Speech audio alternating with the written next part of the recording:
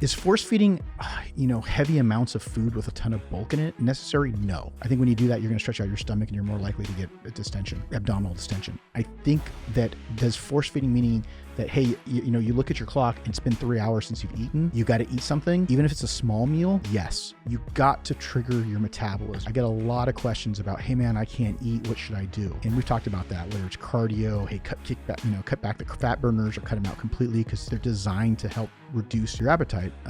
I was on the phone with Lauren Finley just over the weekend, and she was saying to me like her appetite is slowed down a bit, but she was still taking Liposide and she forgot that it's got appetite suppressant and Liposide. And I said, absolutely, cut that out, just use Carnitine, and then that'll help you get that metabolism going from the cardio, but also not cutting back your hunger. Because she was like, God, I'm not getting as hungry as I used to. Well, you're taking a fat burner. So as soon as she should be able to, cut that out, off to the races. So just make sure you eat, even if it's a small meal, and then it'll eventually, your metabolism will start ripping.